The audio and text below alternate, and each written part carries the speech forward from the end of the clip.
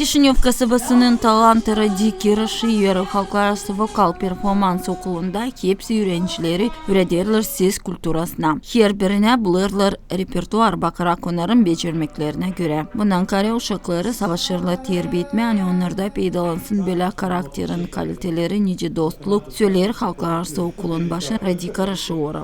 У нас экзамен, который я провожу регулярно.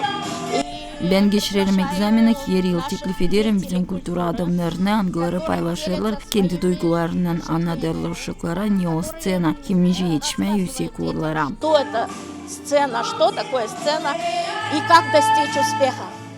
Uşakların becermeklerinin otağıda jüri azaları anılarına girdiler. Anılmış çalgıcılar Konstantin Moskoviç, Natalya Proka, Liliya Шаламей, Олег Баралюк hem başkaları.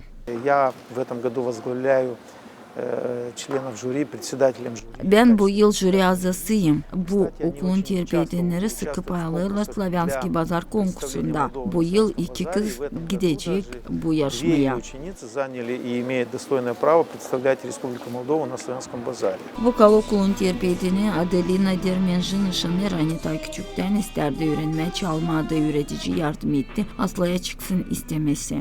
Eu mă ocup de vreo 3-4 ani. Ben bu okulda zanaatlanırım 3-4 yıl. Benim en büyük istemem olma türkücü sayarım. Hani bizim öğretici Radika Rashora pek kaliteli götürür kendi işini. Ona göre bizim uşaklar ilerler. Este învățătoare perfectă pentru viitoarea mea carieră. Terbiye edenlerin anaları babaları nişanlarlar öğreticinin yüksek becermeklerini. Fetița mea învață la școala de talente Rodica Râșor pentru a Benim kızım genç talantların okulunda o sever müzikayı. Rodika pek iyi hem becerikli insan. Ona göre bizim uşaklar ilerlerler. anume prin bunătatea ei, prin cunoștințele ei și insuflă încrederea și puterea copilului să crească, să se dezvolte, anume în domeniul muzicii. Ideea o avem de mult, copilul frecventează și îi place muzica și Benim kızım sever müzikayı. Biz çok aradık bu yeri nerede. Açılacıydı onun talantları. Bulduk bu okulu. Ben mutlu kaldım öğreniciyle. Odulanırım onunla. Hani benim kızım öğrenir mahsus burada. Suntem foarte satisfăcuți și foarte mândri de faptul că facem parte din acest minunat colectiv.